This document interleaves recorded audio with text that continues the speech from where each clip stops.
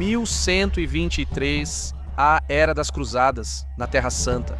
O rei cristão de Jerusalém está sobrecarregado por um inimigo poderoso. O rei Balduíno II é capturado por seu maior inimigo, o chefe guerreiro turco Balaque. Enquanto isso, em Jerusalém, a rainha cristã Morfia fica devastada com a notícia da captura de seu marido, mas ela não está disposta a ficar de braços cruzados. A rainha formula um plano ousado para libertar seu amado das masmorras de Balaque. Ela não pode enfrentar Balaque diretamente, mas pode usar sua astúcia. Como ela fará isso? Descubra hoje em História das Cruzadas Reais.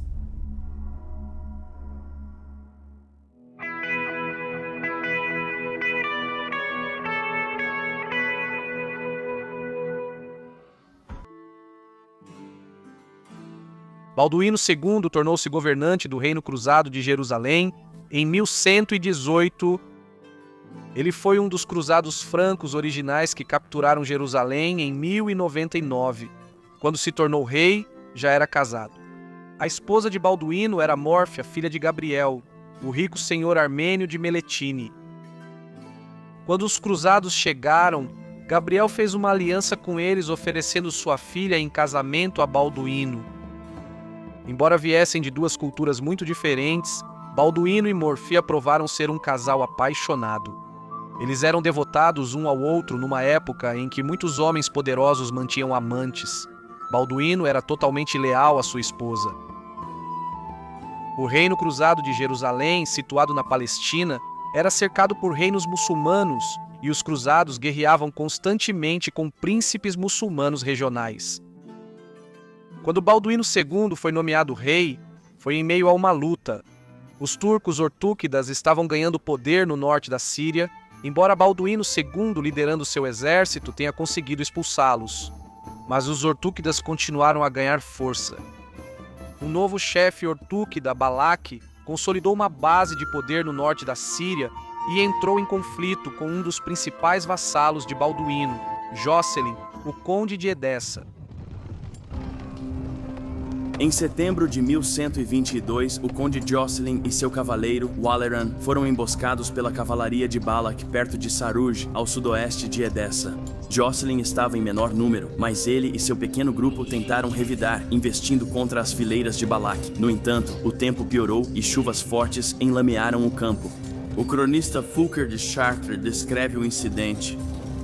Jocelyn, conde de Edessa, foi capturado, assim como Waleran, seu parente. Não menos de 100 homens de Jocelyn foram mortos.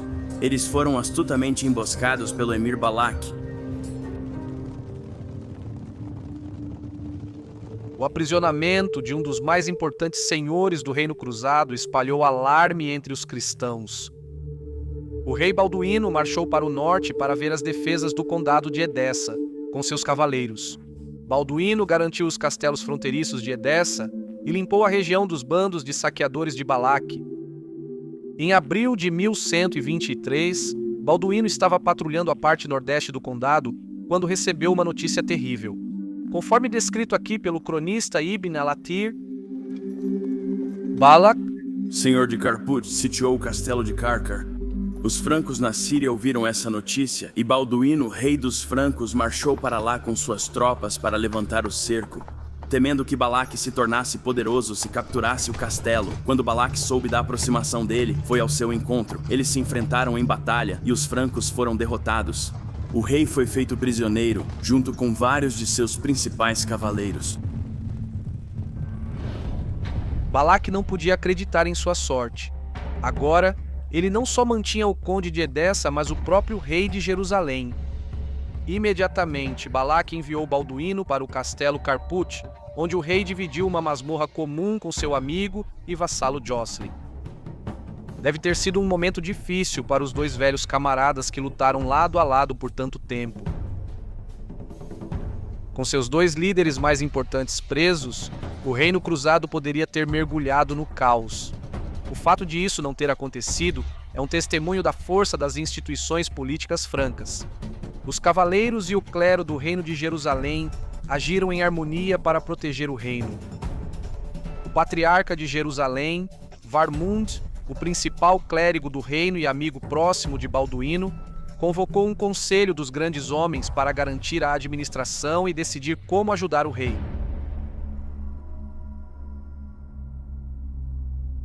Enquanto isso, a rainha de Jerusalém, Mórfia, a esposa armênia de Balduíno, ficou profundamente abalada ao saber da captura de seu marido. Na época, ela estava em Jerusalém com suas 4 filhas, que iam desde Melisanda, adolescente, até Joveta, de 4 anos de idade. Deve ter sido um momento aterrorizante para a rainha e as 4 princesas reais. Mas Mórfia não se contentou em sentar e esperar. Ela convocou os recursos do seu próprio povo, reunindo um grupo de guerreiros armênios para lidar com a crise. Primeiro, Mórfia enviou espiões para as terras de Balaque para descobrir onde seu marido estava sendo mantido. Os armênios descobriram que a prisão de Balduíno era Carput, uma fortaleza remota e bem defendida no coração do território inimigo. Felizmente para Morfia, os armênios que ela havia reunido eram especialistas em furtividade. Um plano foi elaborado para o grupo de Morfeu, composto por cerca de 50 armênios, se infiltrar nas terras de Balaque e tentar libertar o rei de Jerusalém. Disfarçados de mercadores, os armênios viajaram até Carput. Lá, eles conseguiram entrar no castelo junto com outros que tinham negócios regulares no interior. Os castelos serviam tanto a funções econômicas quanto militares, então não era incomum que vendedores entrassem para fazer negócios. No entanto, uma vez lá dentro, os armênios tiraram seus disfarces, sacaram suas espadas e atacaram a guarnição turca. Totalmente surpreendidos, os homens de Balaque foram rapidamente dominados e mortos imediatamente. Os armênios libertaram Balduíno e Jocelyn da masmorra, entregando-lhes espadas. Balduíno, Jocelyn e os outros francos se juntaram aos armênios para invadir o castelo e matar o que restava da guarnição. Alguns dos cavaleiros francos ainda tinham correntes nos braços enquanto abatiam as tropas turcas surpresas. Logo, o rei e o conde se viram senhores de Carput, com um grupo de guerreiros armênios para ajudá-los a defendê-la. Balduíno deve ter agradecido a Deus por ter lhe dado uma esposa tão engenhosa como sua amada Mórfia. A tomada armênia de Carput foi realmente um feito impressionante. Com apenas uma pequena força, esses guerreiros resistentes conseguiram se infiltrar em um castelo bem fortificado, dominar os defensores e assumir o controle em uma operação brilhantemente executada. Mas agora a situação era perigosa. Carput ficava no coração do domínio de Balaque, e Balduíno sabia que não poderia mantê-la por muito tempo. Quase imediatamente, reforços turcos chegaram e começaram a cercar o castelo. Era apenas uma questão de tempo até que Balaque chegasse, com sede de vingança. Para complicar as coisas, o rei descobriu que o harém de Balaque estava cheio de mulheres armênias cristãs, muitas das quais ajudaram na tomada do castelo. Na confusão inicial entre os guerreiros armênios, as mulheres e os francos que haviam sido libertados das masmorras, o rei tinha um bom número de pessoas para considerar. Ele não podia tirar todos de Carput, pois seriam capturados e executados por Balaque. Em vez disso, Balduíno decidiu enviar Jocelyn junto com 2 armênios para sair furtivamente do território de Balaque e buscar ajuda dos Estados Cruzados. Se os cruzados conseguissem levar um exército até Carput, Balduíno poderia ao menos resistir lá. Até que eles chegassem, Jocelyn concordou e o plano foi colocado em ação. É notável que o rei não tenha saído furtivamente do castelo por conta própria, embora pudesse facilmente fazê-lo. Mas em vez disso, ele escolheu permanecer nessa situação perigosa com aqueles que lutaram tão bravamente por sua liberdade. No meio da noite, Jocelyn, acompanhado por 2 guerreiros armênios, desceu furtivamente pelos muros de Carput, sem ser notado. Os 3 fugiram pelo acampamento turco fora do castelo. Jocelyn e seus companheiros passaram furtivamente pelo domínio de Balaque, escondendo-se durante o dia e avançando por terra à noite. Por fim, Jocelyn atravessou o rio Eufrates e entrou em seu próprio território, o condado de Edessa. Um camponês reconheceu Jocelyn e o recebeu com alegria, pois Jocelyn havia sido generoso com sua família. Com a ajuda desse camponês e de outros moradores locais, Jocelyn retornou à sua fortaleza de Turbacel, onde seus homens se alegraram com seu retorno. Imediatamente, Jocelyn cavalgou até Antioquia, onde exigiu que o patriarca da cidade, Bernardo, se juntasse a ele para reunir um exército para resgatar o rei. Mas o patriarca recusou, insistindo que a missão era perigosa demais.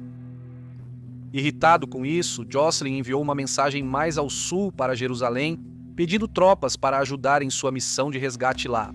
O patriarca, Varband e o condestável reuniram imediatamente as forças da cidade e se prepararam para se juntar a Jocelyn na ousada operação. No entanto, a recusa do patriarca de Antioquia em ajudar teria consequências, pois isso deu tempo a Balaque para reagir ao golpe de Carpute.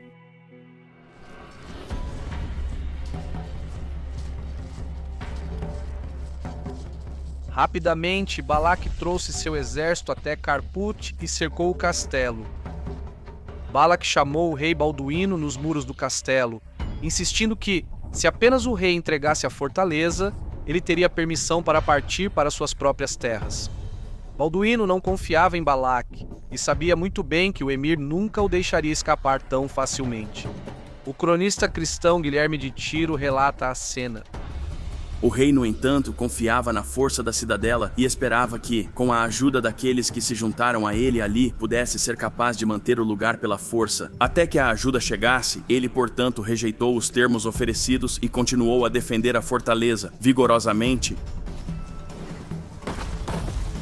Enfurecido, Balaque trouxe seus equipamentos de cerco e começou a bombardear as muralhas do castelo.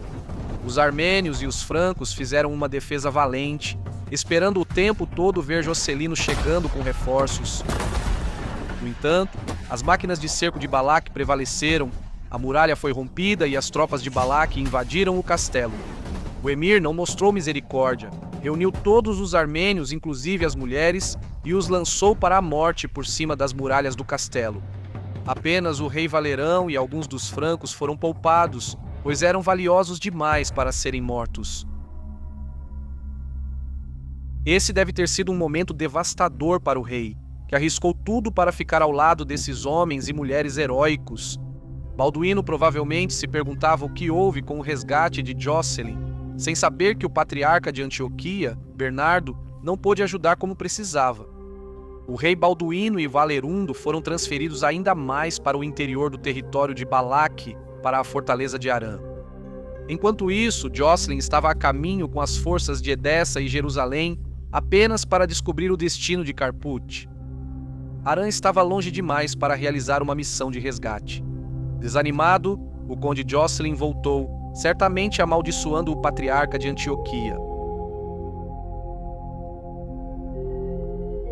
Esse não era o desfecho pelo qual a rainha Mórfia havia rezado após o sucesso inicial de seus homens. Ela deve ter ficado devastada ao saber dos acontecimentos recentes em Carpute. Mesmo assim, ela se recusou a desistir. Imediatamente enviou uma mensagem a Balaque, pedindo para abrir negociações pela liberdade de seu marido.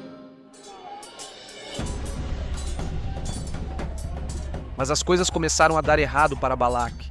Um de seus próprios vassalos, o emir de Membiche, se rebelou contra ele. Balaque chegou com seu exército para tentar suprimir a rebelião, mas ele foi atingido por uma flecha perdida enquanto jazia sangrando até a morte em sua tenda. Balaque murmurou que seu fim seria um desastre para os muçulmanos. Agora Timur-Tash, parente de Balaque, assumiu o poder entre os Ortíquidas. Timur-Tash era muito menos belicoso do que o falecido Balaque e simplesmente queria lucrar com o rei Balduíno o mais rápido possível. Ele entregou o rei franco ao emir de Xizar, sultão, pedindo que ele negociasse um preço elevado com os francos. Para a libertação de seu rei, a rainha Morfia juntou-se ao conde Jocelino, do condado de Edessa, para organizar a libertação do rei. Timur-Tash exigiu um preço alto, queria 80.000 dinares e as fortalezas de Atareb, Azaz, Cafarteb e Zardana.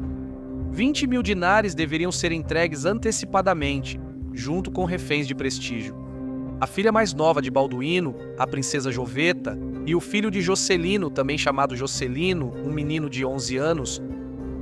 Essas eram condições difíceis, mas a rainha e o conde concordaram com elas.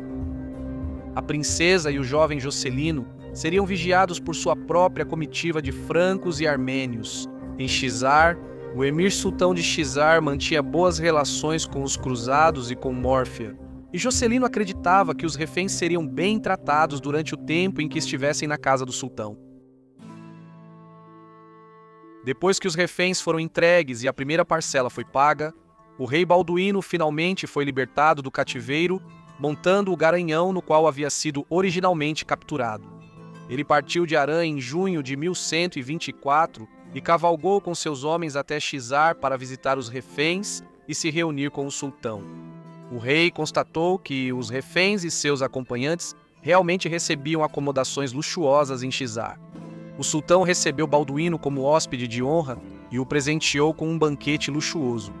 Finalmente, Balduíno partiu e em agosto chegou a Antioquia, onde finalmente se reuniu com sua amada esposa e rainha Morfia e com seu companheiro de armas, conde Jocelyn. Em Antioquia, o rei Balduíno começou a cumprir os termos de seu resgate. No entanto, mais uma vez, o patriarca Bernardo de Antioquia se mostrou um obstáculo. O castelo prometido a Timur-Tash pertencia ao Principado de Antioquia, e Bernardo insistiu que Balduíno não tinha o direito de entregá-los ao inimigo, de boa vontade ou não. Balduíno acabou concordando que Bernardo estava certo e enviou uma mensagem a Timur-Tash, informando-o, com desculpas, que não poderia cumprir o acordo original feito por sua esposa e seu vassalo. Timur-Tash, um homem muito mais brando do que o falecido Balak, concordou em alterar o acordo e simplesmente pediu o restante do resgate. Mas Balduíno estava sem fundos, Timur-Tash havia demonstrado fraqueza e Balduíno decidiu tentar pressioná-lo ainda mais. Juntando-se ao conde Jocelyn, ele lançou um ataque contra Alepo, o coração da base de poder dos Ortaquidas. O cronista Fulcher de Chartres diz que Balduíno estava tentando forçar Timur-Tash a libertar os reféns, ou tomar a própria cidade, que estava sofrendo com uma fome. Na época, Timur-Tash negligenciou a defesa de Alepo, permanecendo na principal fortaleza Ortaquida de Mardin e ignorando os pedidos de ajuda da guarnição de Alepo. Por 3 longos meses, Balduíno e seus aliados assediaram a cidade. Desesperados por ajuda, os defensores muçulmanos enviaram uma embaixada para o leste ao governante de Mossul, o Atabeg il-Bursuqi. Com Balak morto, Bursuqi viu a oportunidade de expandir seu próprio poder no norte da Síria. Imediatamente, Bursuqi enviou seus oficiais para assumir o controle da guarnição em Alepo. Enquanto isso, Bursuqi formou uma aliança com o poderoso emir de Damasco e, combinando seus exércitos, eles partiram para socorrer Alepo. Ao saber do avanço deles, Balduíno recuou, retornando para Antioquia em janeiro de 1125. O cronista árabe Ibn al-Halanisi relata como isso fortaleceu a reputação de Bursuqi.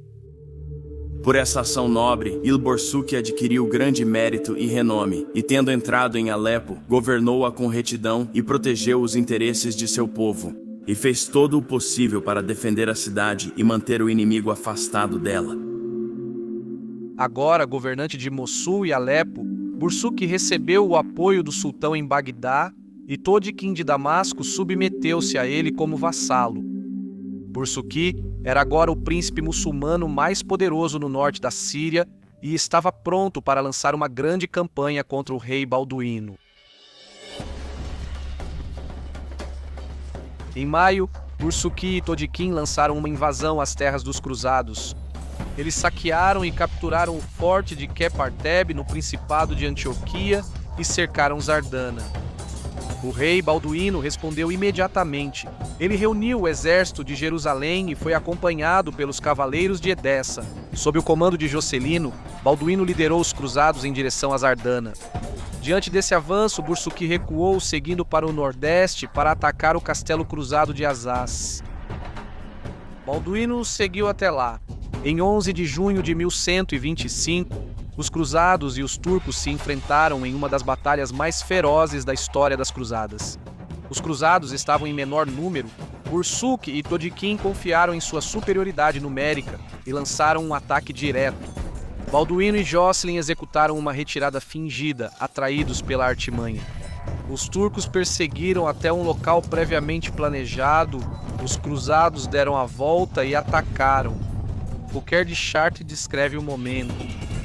Nosso rei, ao ver isso, não hesitou mais, mas armado com a proteção da oração e o sinal da cruz, gritou: Deus, ajuda-nos, com um forte toque de trombetas. Ele atacou os turcos e ordenou que seus homens fizessem o mesmo, mas eles não ousaram começar a batalha até que o rei ordenasse. Os turcos, na verdade, a princípio resistiram bravamente. Então, pela vontade do Criador do Universo, eles fraquejaram em desespero e ficaram confusos com a grande carnificina, e aqueles que puderam, viraram-se e fugiram em debandada. O cronista muçulmano Ibn al-Qalanisi também relata a batalha. Os dois exércitos se encontraram e o exército dos muçulmanos foi derrotado e disperso, com grandes perdas de mortos e prisioneiros. As forças muçulmanas fugiram em desordem, perseguidas pelos cruzados que tomaram sua bagagem. A batalha foi uma vitória decisiva para os cristãos. Com o saque coletado, o rei Balduíno reuniu fundos para resgatar sua filha e o filho de Jocelyn.